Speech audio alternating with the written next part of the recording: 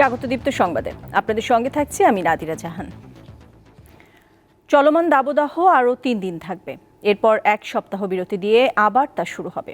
আজ এমনটাই জানিয়েছে আবহাওয়া অধিদপ্তর। এদিকে প্রচণ্ড গরমে রাজধানীর বাসিন্দাদের স্বস্তি দিতে সড়কে পানি ছেটানো শুরু করেছে ঢাকা উত্তর সিটি কর্পোরেশন।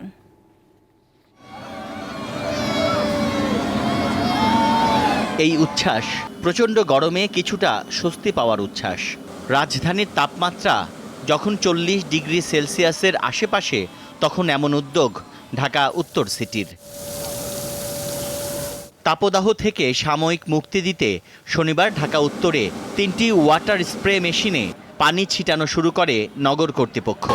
তার জন্য একটু ভালো লাগতেছে, ঠান্ডা মনে করেন যে গা পর ঘুরে গেছে, এখন আরো আরাম পাইবো গরমে রিক্সা চালাইতে। আর এটা যে কোনো একদম একটা রিয়েলিটি বৃষ্টির মতো, এই গরমে যদি এরকম একটা বৃষ্টি পাওয়া যায় আলহামদুলিল্লাহ অনেক ভালো লাগবে। একই সাথে প্রতিটি ওয়ার্ডে 3টি ভ্রাম্যমাণ ভ্যানে বিশুদ্ধ খাবার পানি সরবরাহেরও উদ্যোগ নেওয়া হয়েছে। পানিটা খাওয়ার পরে একটু মানে ফ্রেশ লাগে, সেখানে দোকান থেকে কিনে খাইতে হয়, আর এখানে যদি ফ্রি পানি ভালো পানি পাচ্ছি। সকালে আগারগাঁওয়ে এই কার্যক্রম পরিদর্শন করে মেয়র জানান, প্রতিদিন সকাল 11টা থেকে বিকেল 4টা পর্যন্ত পানি ছিটানো হবে। আজকের থেকে দুটো গাড়িতে প্রায় 4 লক্ষ লিটার পানি আমরা ছিটাবো। আমাদের গাড়িগুলা 11টা থেকে বিকাল 4টা পর্যন্ত বিভিন্ন জায়গায় যাবে। এদিকে আবহাওয়া অফিস বলছে মে মাসের শুরুতে বৃষ্টি হবে, পরে আবার বাড়বে তাপমাত্রা। কন্ডিশন এটা আরও 2 থেকে 3 দিন কন্টিনিউ করবে, তারপরে যেটা হবে একটু একটু করে তাপমাত্রা কমবে, নতুন করে মৃদু থেকে মাঝারি তাপদাহ আবার চলে আসবে। সেটা হচ্ছে প্রথম সপ্তাহে, মেয়ের প্রথম সপ্তাহে পর্যায়ে হবে। তাপদাহ পরিস্থিতির আরও অবনতির আশঙ্কা করছেন এই আবহাওয়াবিদ। তানভীর খন্দকার, দীপ্ত সংবাদ, ঢাকা। তীব্র গরমের মধ্যেই কাল খুলছে শিক্ষা প্রতিষ্ঠান। এরই মধ্যে প্রতিষ্ঠানগুলো শ্রেণী কার্যক্রম চালুর জন্য সব ধরনের প্রস্তুতি নিয়েছে। প্রাথমিক বিদ্যালয়ে ক্লাস চলবে সকাল 8টা থেকে বেলা 11:30 পর্যন্ত। শিক্ষার্থীদের পর্যাপ্ত পানি সাথে রাখা এবং রোদে না যাওয়ার পরামর্শ দিয়েছেন চিকিৎসকেরা। ঈদুল ফিতরের ছুটির পর 21 এপ্রিল দেশের শিক্ষা প্রতিষ্ঠান খোলার কথা থাকলেও দেশ জুড়ে দাবদাহের কারণে আরও 1 সপ্তাহ বাড়ানো হয় ছুটি। অবশেষে 28 এপ্রিল রবিবার খুলছে সব প্রতিষ্ঠান। শ্রেণী কার্যক্রম শুরু করতে প্রস্তুতি নিয়েছে প্রতিষ্ঠানগুলো। পরিষ্কার পরিচ্ছন্নতার পাশাপাশি পর্যাপ্ত আলো বাতাস, বৈদ্যুতিক পাখা এবং হাত ধোয়া ও বিশুদ্ধ পানির ব্যবস্থা রেখেছে রাজধানীর বেশিরভাগ স্কুল কলেজ। প্রত্যেক রুমে ফ্যান আছে এবং যেহেতু উভয় পাশে জানালা আছে, তাই এয়ার ফ্লো খুব ভালো। এটা আমাদের একটা পজিটিভ দিক। ছাত্রদের প্রতি আবারও যে ইনস্ট্রাকশন আমরা দিয়েছি, যেন যখন টিফিন হয় তখন খুব বেশি ঘোরাঘুরি না করে। আগামী দিনের যে ক্লাস রুটিন সেটা শিডিউল ঠিক করেছি এবং আমাদের যে ক্লাসগুলো সব পরিষ্কার পরিচ্ছন্ন করা হয়েছে আজকে, এবং পানির ব্যবস্থা পর্যাপ্ত পরিমাণে আছে। তাপ প্রবাহের কথা মাথায় রেখে শিক্ষার্থীদের বিষয়ে বিদ্যালয় কর্তৃপক্ষের পাশাপাশি অভিভাবকদেরও সতর্ক থাকার পরামর্শ দিয়েছেন চিকিৎসকেরা। টেম্পারেচার যেভাবে ডে বাই ডে বাড়ছে, এখন 42-43 এক্সিড করছে, এটা হিট স্ট্রোকের একটা সম্ভাব্য তাপমাত্রা। আর স্কুলে যখন যাবে তখন তারা একটা পানির বোতল নিয়ে যাবে। খাবারের ভিতরে স্পাইসি জাতীয় খাবারগুলো না রাখা ভালো। বাচ্চাকে শিখাতে হবে ঘামাইলে ঘামটা মুছে নেওয়ার জন্য, বেশি বেশি রোদে দৌড়াদৌড়ি করবে না। এদিকে প্রাথমিক ও গণশিক্ষা মন্ত্রণালয় সংবাদ বিজ্ঞপ্তিতে জানিয়েছে, সরকারি প্রাথমিক বিদ্যালয়ে শ্রেণী কার্যক্রম চলবে সকাল 8টা থেকে বেলা 11:30 পর্যন্ত। তবে প্রাক প্রাথমিক শ্রেণীর কার্যক্রম পরবর্তী নির্দেশ না দেওয়া পর্যন্ত বন্ধ থাকবে। তাপদাহ সহনীয় পর্যায়ে না আসা পর্যন্ত হবে না অ্যাসেম্বলি। মাহমুদ শাওন, দীপ্ত সংবাদ, ঢাকা। বিএনপি ক্ষমতায় যেতে বিদেশি প্রভুদের দাসত্ব করছে বলে অভিযোগ করেছেন আওয়ামী লীগের সাধারণ সম্পাদক ওবায়দুল কাদের।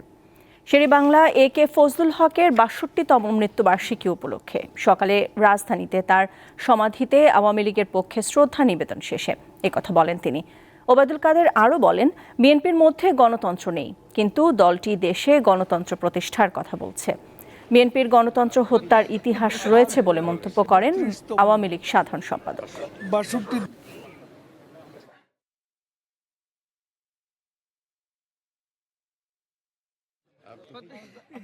যারা নিজেদের করে যাদের গণতন্ত্র নেই, তারা দেশে গণতন্ত্র প্রতিষ্ঠা করবে এ আশা আমরা করি।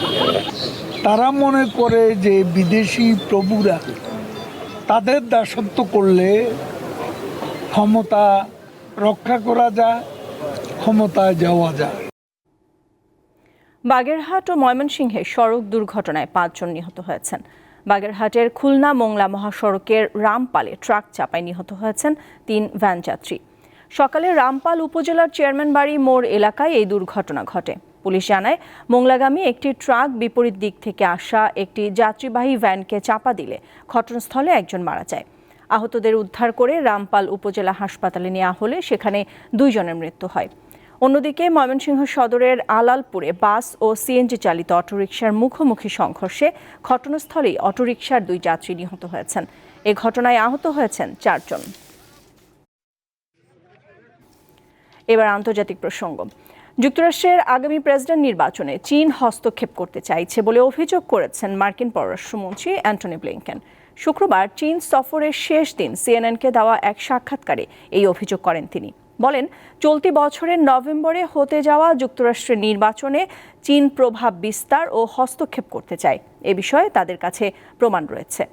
ব্লিংকেন যখন এই সাক্ষাৎকার দিচ্ছিলেন তখনও যুক্তরাষ্ট্রের শীর্ষ কর্মকর্তারা চীনের কর্মকর্তাদের সঙ্গে বিভিন্ন বিষয়ে বৈঠক করছিলেন। 1 বছরের কম সময়ের মধ্যে ব্লিংকেন 2 বার চীন সফর করলেন। গাজায় ইসরায়েলি বোমা হামলায় শিশুসহ আরও 32 জনের প্রাণ গেছে। শুক্রবার গাজার স্বাস্থ্য মন্ত্রণালয় এক বিবৃতিতে তথ্য দিয়েছে। মধ্য গাজা ও দক্ষিণের রাফা শহরে ইসরায়েলি হামলায় এই প্রাণহানি ঘটেছে। এখনও ধ্বংসস্তূপের নিচে আটকে আছেন অনেকে।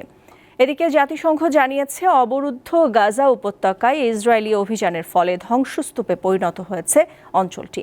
এই বিপুল ধ্বংসস্তূপ অপসারণ করতে 14 বছর লাগতে পারে। প্রায় 3,70,00,000 টন ধ্বংসাবশেষ সেখানে পড়ে আছে।